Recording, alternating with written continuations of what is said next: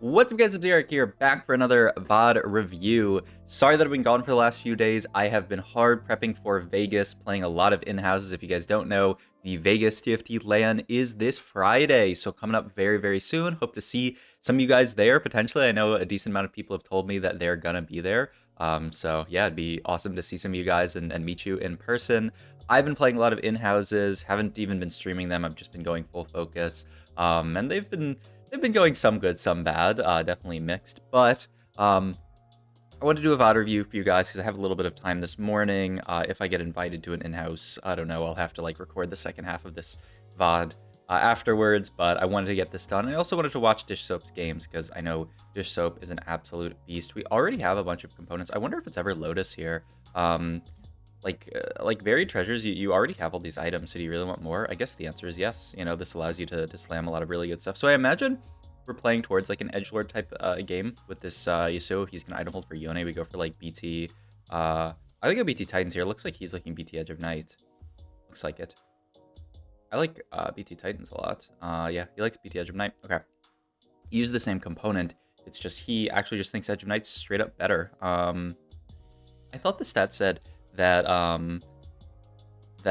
what's it called? Titans is better on Yone, but that might not be, you know, like with the new changes. In any case, we're playing a pretty cool opener. We're playing around the Yasuo unit, who is not a unit that we would have seen. Oh, and also just for context about this game, obviously you look at the right, there's a lot of beasts in this lobby. This is a PBE in-house lobby because the new patch has already been released on PBE. Oh my god, we get Heartsteel in now. That's very nice. But yeah, the new patch has already been released on PBE, the Vegas patch. So a lot of people are just queuing up in houses and playing together. So if you're playing on live, then you know, this will be a nice little preview of what is to come on Wednesday, which is when the patch fully gets released. So I'm sure a lot of people are going to be playing live after Tuesday, which is today. So I'll play some more PBE in houses today. I'll try to stream today. I haven't been streaming because I don't know, I've just been like full focus gaming it up, but like I should probably stream. I've also been a little bit lazy. Wow, he makes the Adapticone here,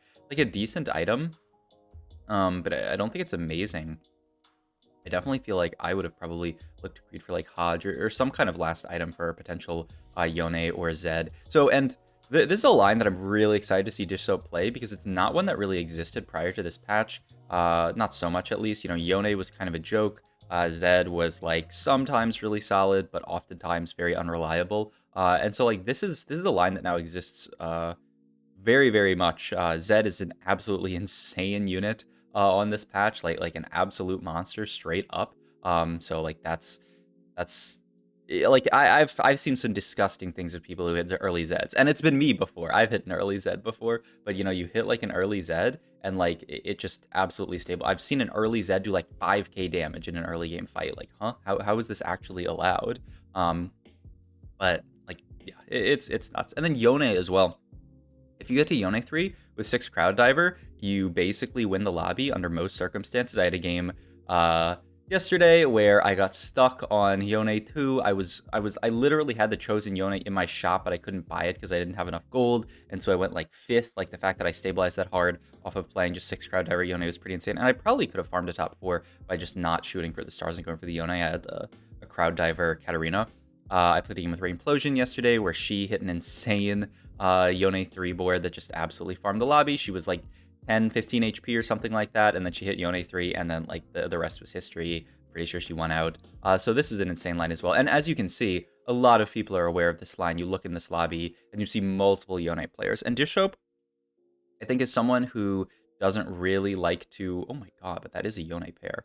Dish Soap's someone who doesn't really like to play contested, from what I have seen. He's really someone who just likes to play solid TFT, and so I think with there being another Yone player in the lobby, was it Prestivit? Maybe it was someone else. But yeah, with another Yone player in the lobby, I could very much see him just, yeah, and we sell these. He's actually going to hold the Kale for Edgelord, you know, for the potential Kale too. Doesn't really care about the Aphelios, because like the only reason we care about is to play 5 Heartsteel. Item-wise here, what do you make? Can't really make another... I mean, you could make another Edge of Night, but you don't really want to make that. Sterex seems like a decent option. Sterex Gargoyles, and then you just Gargoyle Sterex. I think those are the strongest slams. You could go double BT Sunfire, but you already have Morelos, so you probably don't want that. and you don't really want Double Edge of Knight. So I kind of like Stacks Gargoyles if you want to slam stuff. You could also greed items here, right? If he really wants to greed for like a Titans or something, you could just go, you could go even like Evan Shroud and then greed Titans. Curious to see what he makes here. Because yeah, like I feel like I've been greeting for like this like Titans. It's like Titans Hajai sometimes. Yeah, he does go for the Stacks Gargoyle. Yeah, Dish Soap just absolutely trying to slam as much as possible, which you know, definitely sounds like him, especially playing this this early Heartsteel. He's really just trying to save as much HP as possible. This is what Dish Soap does, you know. Dish Soap's not the person to full open. Inspiring Epitaph is broken and really, really strong in this comp. That is a Crowd Diver Katarina.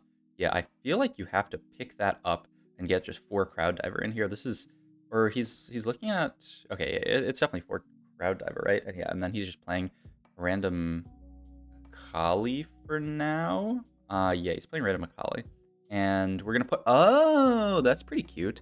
So we're gonna put items onto the whatchamacallit, this Akali, so that we can potentially move them over if we hit like a chosen Yone later, I guess is the idea. I would think you would just put them on Yone because that would make your board way stronger than having items on this random Akali, and you wouldn't have to play this random Akali, but I don't know. Curious what we end up going for here. You could, yeah, potentially get this Edgelord in, which I think makes a lot of sense. Yeah, and you can now move items over to Viego. It's still a little bit odd that we're playing Crowd Diver, and just not really taking that advantage. I mean, you know, obviously it does stuff onto Yone, but it's not as impactful as, you know, it could be if we were itemizing Yone. But I guess the idea is we're 3 Crowd Diver, or we're 3 Edgelord as well on this Viego, and he really just doesn't want to put items on Yone in case he finds a chosen Yone later, which I think makes a lot of sense. Open component here, I would probably, ooh, that is a Zed with Spat. What Spat do you make on this comp? He does just pick up the Zed. Yeah, that makes a lot of sense. I was looking at maybe like a tank item, but we don't even need tank items. We have so many items at this point, then yeah, just like taking unit here looks really good.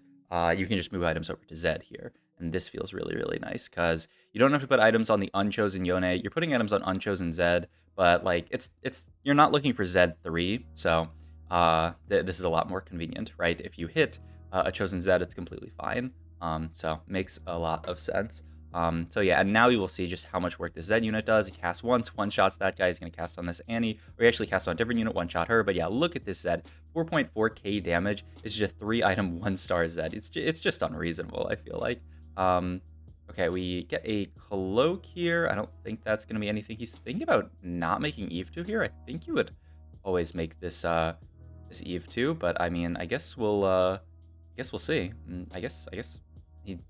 I don't know. I don't know what he would think about not... I guess his idea is that, like, Eve 1, Eve 2, no diff, but, like, there's a reasonable chance we play this Eve later for 6 Crowd Diver. Because 6 Crowd Diver also, if you weren't following, it was completely broken on live, and then they actually nerfed it really, really hard, but it's still quite broken on PBE, like I was talking about, if you can get to that 6 Crowd Diver. It's insane. He's looking to open sell this Katarina here, and then just maybe roll on 7, because like if you weren't rolling on 7, you wouldn't hold on to this. Okay, yeah, that was interesting. He thought about open selling Katarina, but he decided against it. I mean, I assume we're just 4-2ing it.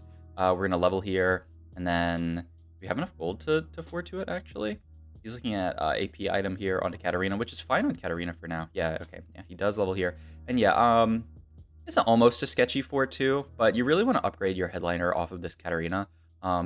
She's not like bad by any means, but we kind of just need some more upgrades for this board to actually work. I think, okay, he's still not holding onto the Evelyn here. Broke grab bag doesn't seem good. Ooh, I don't know that Little Buddies is actually very good in this comp, because how do you make use of it? I mean, I guess you're playing Evelyn. Maybe it's still just Little, but I mean, this Little Buddies augment is very, very good. You're playing Evelyn and potentially the other one as well. All right, these are the things that I think are really, really difficult. This set is like, okay, yeah, like you do take this guy. He does find Kane here, who can actually be his AP item holder, which is pretty cute. And he finds this Yorick here, so he's gonna figure. Okay, he figured out the void. Yeah, so we're playing around. We don't have yeah, we had to sell off of the Viego, which is really interesting. But we have our 3 Penta in here. 1, 2. Where's our 3rd Penta? Heck? Oh, Nar is down here. He was like hiding. But yeah, we have our 3 Penta in here with Gnar. Gnar also gets Mosher in with York. We're playing the Gnar York package, and then Heartsteel just with the Kayn plus the Kale plus the Yone that we're still playing. That's also Crowd Diver package. The board actually fits together really well. And this I think, it's so important actually, like knowing how to stabilize with as little gold as possible, because I feel like, you know, like so many people would be definitely like feel the need to roll down here. And what I'm really interested to see is Dish Soap's 4-5 if he continues to roll at 4-5, because he's 54 HP. He's getting kind of low. He is going to get a cash here. I feel like my biggest weakness so far in my PBE games, I've realized, is that I don't stabilize enough at 4-5. I have an okay board at 4-1. Like I would play this board and then be like, this board's probably good enough to go 9 on, but it's just simply not. Obviously, TF with Spat here is what we want, but it's going to be hard to pick up. Yorick pair would also be nice, but it's also very hard to pick up. We're just going to take Chain Vest here. Are we going to go Pentaspat? I mean, I could see Pentaspat for sure. It's just, who's it going on? Like Kayn? Another component here. He does go Penta Emblem, gets the 5 Penta in over this. What was that we were actually playing there? Was that a random Jax or something? Oh, no, it was Heartsteel still, which we can now obviously pivot out of. And it's still Sentinel, which is pretty cute, even though it's kind of awkward that we're like disco this guy without disco. But yeah, like here, okay, so Dishy Soapy, he opts to not roll down in this position. He doesn't want to look for Z2, because like here, I think after my games, I realized I kind of want to roll for Z2 in a spot like this, because I'm afraid of death. I think he's evaluated that his board, especially with all of these 5 costs, is strong enough, and all of the sort of like cash outs that he got from his augment is strong enough to actually like chill on this level. So I think that's the idea, but he still can't go 9, right? You have to roll a 5-1, right? You need Z2 to go 9, I would think. I would think. I don't know. We'll see. You know what's also sad is that we had to sell that Evelyn, but I mean, whatever. This is a cool board. I wanted to see more of like what makes this board like tick and how you're supposed to play around this Z unit. I think this is like basically what I've been playing around: Pentakill, Edgelord, and then a little bit of Crowd Diver. Maybe more Crowd Diver if you get a good spot for it. But yeah, like you have to use. Oh, okay. So now, yes, we decided to roll here. He wanted to roll after. He wanted to roll on minion round so that he could find a better Chosen. He doesn't think the Blitzcrank's gonna be good enough to carry him to late game. Obviously, best case scenario, we find like a Yone, but I don't know if that's even possible at this point. It might not be possible. He's going to pick up the Crowd Diver Z, which is a huge pickup as well. Refines this, what's this guy called? Blitzcrank, and he is just going to get 4 Crowd Diver in here. Yeah, you can't really cut a lot of this stuff. Item-wise, this is really, really hard. He's going to go for the LW, and then I don't know what that other tier even became. And are we going to win this fight against Annie 3? I think yes. So yeah, these kind of roll downs I think are so important in knowing how much to roll in a spot like this. I think this is really, and like look, he even gets to make 50 gold again here. He even got the Thresh in for Guardian. He knows now he needs to re-pick up Evelyn. Yeah, just going to get Mosher plus 1 of the Pentakill units out here, because Mosher's really not that important, and getting an Alawi in is very important, because the big thing about this Crowd Diver board is you need frontline. You need frontline really, really badly. And, you know, if you don't have frontline with this board, then Crowd Divers don't get the time to scale. You know, Zed gets immediately aggroed on, and then you lose every fight. But yeah, look at this. He's win streaking now. He rolled the proper amount, found this Crowd Diver Zed, and he's very, very happy about it. So yeah, really, really cool transition from Dish Soap, I would say. I feel like you rolled the perfect amount here and played, you know, this comp that, you know, if you've only been playing the last patch, you might actually not be not know much about this comp, but it's kind of insane. I mean, you see how much work this Zed is putting in. He just walks straight to the backline and kills everyone with the Sterax BT and the Edge of Night. He's actually so tanky. And now we can just push 9. Ideally, we find an Evelyn Kiana and just get to play 6 Crowd Diver, or we can just high roll a Spat off Carousel here. We don't get the option to high roll a Spat. Maybe go for something like a Warmogs. Maybe like we have healing production already. Yeah, just an item for York here. Protector's Vow, because the Warmogs gets taken. Looks completely fine. 64 to level here. Do we have an immediate in here? Looks like he says yes, and it's just the Gnar for Mosher. And he's thinking about getting 5 Penta back in over the Alawi. I wouldn't, personally. I don't know about that, but like yeah, I guess I guess he's potentially considering it. Sorry, I'm looking. Yeah, like people are inviting for in-houses, but I'm trying to wait. The god in-house is what Kai is playing in right now.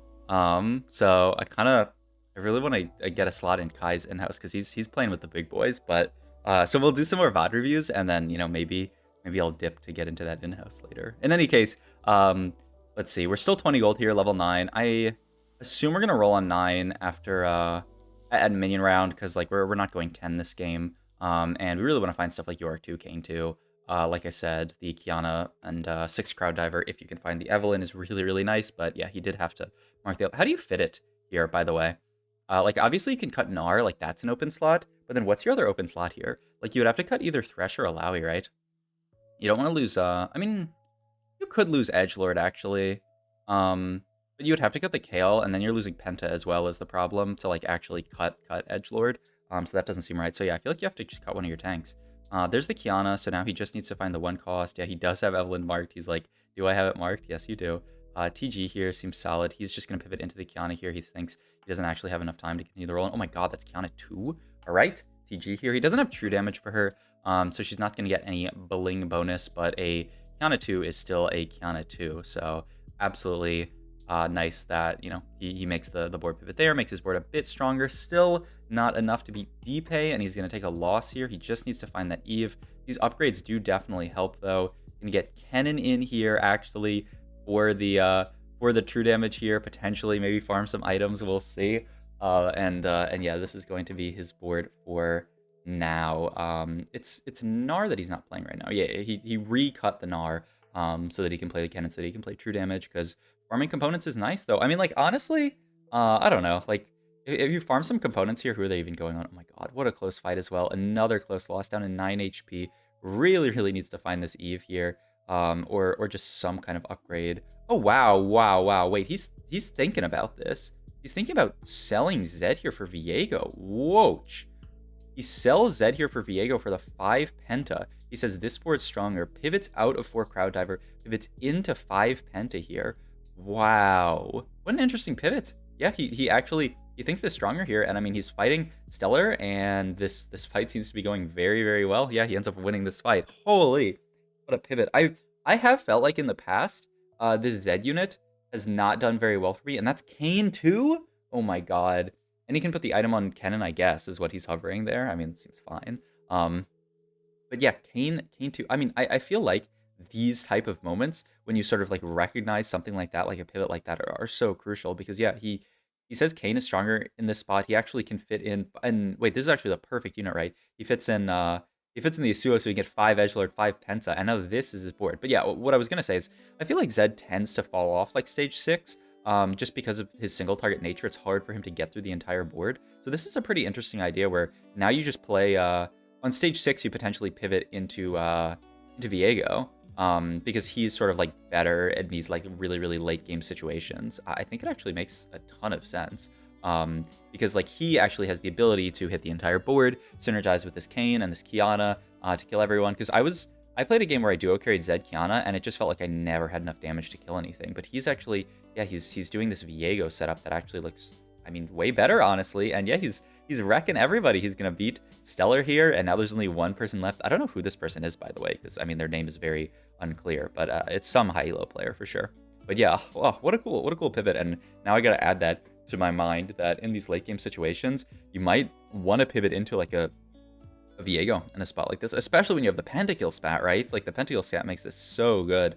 Yeah, you can roll here for oh my god. I mean, I was going to say Yorick too. I didn't even really think about the possibility that we could just hit Alawi too here like a beast.